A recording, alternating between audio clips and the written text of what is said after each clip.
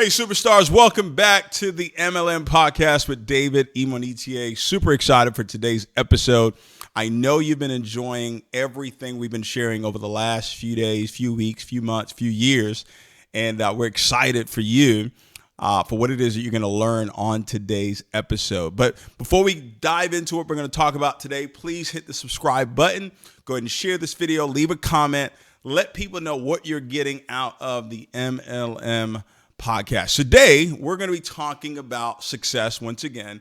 We're going to dive into the belief system, but we're really going to dive into the word desire. It's the first part of the success formula, the formula that I've used for decades now. This formula works every single time. I've literally seen millions of people over the last thousands of years use this exact formula for them to accomplish all the great things that they've accomplished in their lives, whether it's in their family, whether it was in their health, whether it was in their finances, the business world. They all use this particular formula here. And what is it? It is desire plus skills times faith equals success. All right? Desire plus skill times faith equals success. So we talked already about this. The success was the progressive realization of a worthy ideal. So under the word desire, I want you to put soul. And under the word skill, I want you to put body. And then under faith, I want you to put spirit. All right. And the reason why I want you to identify them this way is because that is how success is going to happen in your life. The first battleground that you're going to have to win at is going to be in the soul. It is going to be your desire. It's going to be how you're feeling. It's going to be the emotional state that you're in, the imagination that you're utilizing, your willpower, okay, the mind. That's where your desire has to live. And then there's going to be some physical things that you're going to have to do, and that's the skill set. And I want you to write this down. As we spend time together, you're going to know that the number one skill in order for you to succeed at anything on this planet, there's one skill that you have to master, and that skill is communication. Are you paying attention to what's going on in the world right now? People are getting paid to talk. People are getting paid to communicate. I didn't grow up in that era. I didn't grow up in an era where you made millions of dollars for talking. I grew up in an era where you made millions of dollars for doing. Okay. But guess what? Talking is doing. So there are a lot of people today that have become ultra successful in life because of their ability to communicate. What does that mean? That means that anyone and everyone that's watching this video right now, you have the ability, as long as you can communicate, even if it's sign language, understand what I'm saying. Doesn't matter. As long as you can communicate to someone else, as long as you can communicate to others, you have the ability to create the life that you really want. That is the number one skill that you're going to have to master, the art of communication. And there's three levels to it. It's communication with, God, what God is saying to you, also what you're saying to yourself, and then how you convey that information to other people. All right. And then faith, which is the spiritual aspect of things. Understanding that whatever it is that you're going to accomplish, there are going to be challenges along the way. There are going to be obstacles along the way. There are going to be pitfalls along the way. There are going to be good people. There are going to be bad people. There's going to be so much that's going to happen along this journey that we're going to go on together for you to get to where it is that you want to go. And like I told you, you're never going to get there. Because even right now, the goal that you set for yourself, you said, man, I just can't wait to get there. I promise you, when you get there, you're going to want to go somewhere else. All right. There's always another there. There's always another goal like we've talked about. So this faith aspect is you having the humility to understand that whatever is that you're going to accomplish is going to be great. It's going to require God. It's going to require a spiritual force. It's going to require something outside of you in order for you to go out there and impact the world, for you to go out there and make a difference in the lives of other people. But it is going to start with the desire. Now, so what is desire? All right, let's look it up. The definition of the word desire. It basically says to have a strong feeling, to have something, a wish, a dream, a goal. A desire is to have a strong feeling. So how do I get this strong feeling? So what I did, and I'll do it live on this episode here. What I did years ago, when I got this definition, I wanted to find out, what did the actual word feeling mean? The meaning of the word feeling. Because you're telling me that desire is to have a strong feeling to have something. The meaning of the word feeling. Meaning of the word. Now watch this. This is going to be important. All right. What does it actually say? All right. Here's what it says. It says that it's an emotional state or reaction. It says that a feeling is a belief. All right. It says especially a vague or irrational one. Okay. Let's see if we can find more. It says, I see a belief, a capacity to experience, the sense of touch. Okay. A sensitivity, intuitive understanding. Let's see here. What else do we have? The full meaning. All right. A physical sensation. This is something you have after you eat. Okay. But we're looking for somewhat more of a sense that you have. All right. Ooh, this is good. A desire. Wow. Look at this. The most common word of feeling is the Latin root. Wow. Scent or senses. Wow. Meaning to feel, perceive, the path. Wow. That's incredible. So desire is a path. Man, that's my first time actually seeing that. All right. So we're actually getting this real time. All right. A desire is a path. It's a feeling. A desire is a frequency that you have. And how does a frequency come? It comes through something you're doing frequently. You have a certain feeling that you have on a frequent basis. It now creates this frequency that you operate on, and you start to now have the law of vibration actually work for you. But it's all based on what you're frequently actually feeling. Are you frequently feeling this desire? So if you have a desire to become a millionaire, if you have a desire to be married or whatever, you have a desire to have this incredible body, what you're basically saying is, this is the path that I actually want to go on. This is the root of what it is that I truly want for my life. But here's what we have to do with this desire. We have to come from a place of being happy and grateful for it. It is not a desire if you're not happy and grateful for it. Now, I know this is tough. I know this is hard for you to understand. But trust me on this. You cannot classify it as a desire if you're frustrated, if you're angry, if you're depressed. You set a goal. Yeah, it's a goal. It's a dream, right? Something that you really want. But if you find yourself in a place where you're in despair, if you find yourself in a place where you're feeling down, it's no longer a desire. Now it becomes a source of pain. All right. And the challenge with that is that source of pain that you have is what you're eventually going to create. Man, isn't that, this stuff is dangerous if you really think about it. I mean, when things are going great, it feels really good. But most of you that are watching this, you're probably not living the life that you really want to live. All right. Your finances are probably not where you want it to be. Your health is probably not where you want it to be. Maybe your relationships are not where it is that you want to be. And now you're telling me, David, that I'm the one that's actually creating that. I'm the one that's actually in control of that. Are you serious? Unfortunately, and fortunately, yes, you are. So what are we going to do? What are we going to do about it? What are we going to do? Because, see, all this is happening in the soul. All right? It's happening in the soul. And that's why this formula is so critical. And listen, don't feel bad. I'm not telling you this for you to feel bad about this, because as I've studied the Word of God, I've realized, I was listening to the Psalms the other day, and it sounded like, to me, from what it is that I was hearing, it sounded like David was constantly crying out to God. I mean, constantly. Now, this is someone he was the king of Israel, anointed, all that. Someone went to kill him, went through all this, won battle after battle, won at every turn.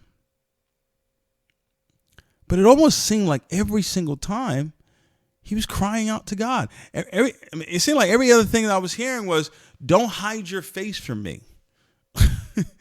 He just seemed like he was in a tough place. It always seemed like he was like, God, don't forsake me. God, don't leave me. God, like, you're my refuge. And he was constantly saying these things. And I had to ask myself, why? Why was he doing that? Well, it's because we're in this physical body. And in this physical body, you're going to have times where it's weak. But when it said that David was a man after God's own heart, it's that he always found a way to pick himself back up. And that's what we're going to have to do. See, that's why you're listening to this podcast right now, because you're looking for a way to pick yourself back up.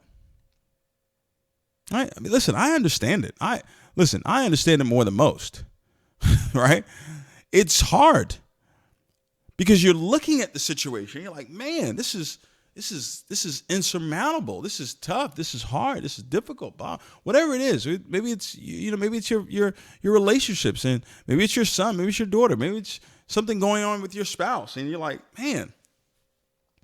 But David, he always cried back out to God. That's what say he was a man after God's own heart. What does that really mean?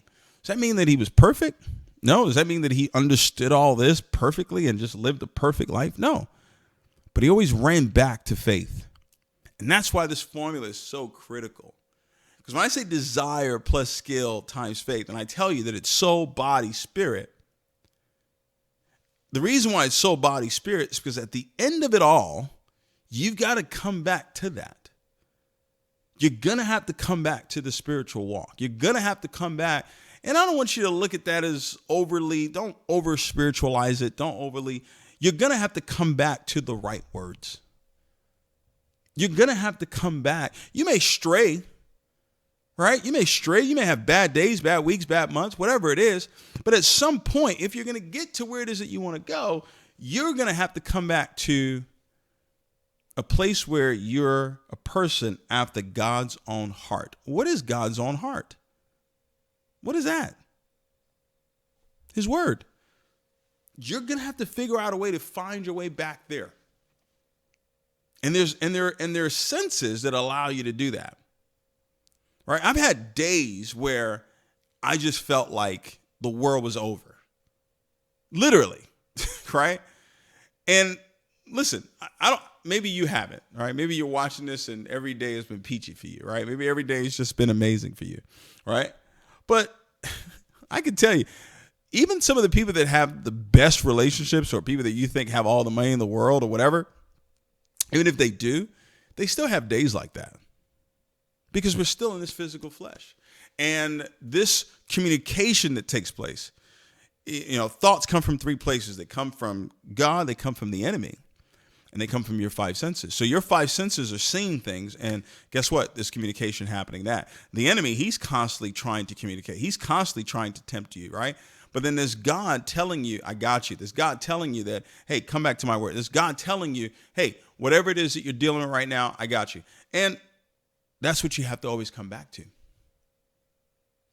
That's what's going to equal success. What allows us to operate on this earth is the soul. That's what allows us to operate on this earth. And we lose the battle there, we lose the battle everywhere else. And we now have a choice. We have a choice to allow either our physical senses to rule the day, or we can allow the spiritual senses to rule the day. So you're watching this right now and something's happening spiritual. What's happening spiritual is that you're getting the right information. Remember, I talked about the belief system that repetitious information is what can make a difference in your belief system. It not just can, it will make a difference in your belief system. So you could start out the day, you could have actually logged into this and you could have felt a particular way. And now your feeling can be completely different based on the words that you're hearing. So listen, as I was doing some studying, and I'm like, this guy just keeps, it's almost like he's lamenting. It's almost like he's always crying out to God. Why is that? This guy's he's the king. He's got everything. He's got everything. There's nothing he wants physically, but he was constantly crying out to God. Think about that. So you can't run from that. You can't run from the faith aspect of what we're talking about. Meaning you can't run from this invisible world. No matter what your visible world looks like. It could look great. It could look not great. Doesn't matter. You're going to have to learn to operate in this invisible world. And that's where the word of God is. The word of God is in the invisible. But the word visible is still in the word invisible. It's just on the inside of us. What's invisible is what's on the inside of us. Right? What words have you kept on the inside of you that will help you, that will pull you out of whatever challenges, whatever situations that you may be growing through right now? See, that formula. So I've got to start with desire. It's the starting point of all achievement. I've got a desire to accomplish something, but I've got to come from a place of being happy and grateful for it. That's when it stays a desire. If it moves away from that, then it becomes a frustration. It becomes a source of pain. And the challenge with that is that it leads into the next phase of this formula, which is communication. Now you start to communicate the wrong things. This is why who is around you is so critical. You got to have people around you that are going to communicate what the word of God says. Even if you don't want to hear it, you have to have people like that around you. Even if it doesn't feel good at that particular time, you have to have people like that around you. You have to, because they're bringing you back to faith. They're bringing you back to the source that's going to allow you to get to that equal to success. Hopefully this is making sense. Hopefully you're understanding what we're talking about today, because it's still number 3 on the basics to success, right? This invisible world. 90 to 99% of success is in the spiritual world, is what we can't see. It's in our intentions. It's the thinking. It's the visualization. It's the words, right? It's the feelings that we have. Because what happens is we start to communicate the wrong things. Now it's not fear anymore. Or let me say, it's not faith anymore. It's now fear. Now you have fear, now you have anxiety, now you have all these other emotions that do not move you in the right direction. So David, how do I go about doing this? How do I go about when things don't look the way I want it to look? How do I go about doing this? Well, that's when you have to really dive into the 5 senses of your spirit, man. That's where you have to dive into prayer. That's where you have to dive into praise. That's where you have to dive into worship. That's where you have to dive into the word of God, because that's where faith comes from. That's where you have to dive into meditation. Those 5 things, that's what's going to center you back. That's what's going to bring you back in place. Are you going to fall off? Yes, you are. 1,000%. The folks in the Bible, they did. David, he did. I mean, the apostles, they literally walked with Jesus, right? They slept next to Jesus. They saw the miracles. I don't know who I was talking to about this the other day. I think I was talking to Pastor Yemi about this. I said, well, isn't this interesting that this guy Peter walked, talked, saw everything that Jesus did, and when they came to arrest him, his first thought was to pick up a knife and cut someone's ear off. Now think about that. And then we beat ourselves up because we go through these challenges. We're like, man, I feel so far away from God. This guy was next to God. And his thought process, even after 3 years of walking with this guy, seeing fish show up out of nowhere, seeing, dead people come to life, his first thought, even though I've already told you that I'm supposed to die, that I'm going to rise again 3 days. You're there. I'm telling you this physically. Didn't matter. When time came, off with his ear. When time came, no, I don't know the man. 3 times. No, I don't know him. So don't beat yourself up if you find yourself in a place right now where your doubt, your faith is being challenged. But how long do you want to stay there? That's the question. How long do you want to stay there? Some people stay there a day. Some people stay there a week. Some people stay there a month. Some people stay there a year. Some people stay there years. And man, the longer you stay there, the harder it gets. It doesn't get any easier because you stay there. So what do we do? Because this soul aspect will only live based on the breath of God. That's what it is. That was the gift that he gave us. The gift that he gave us was his breath.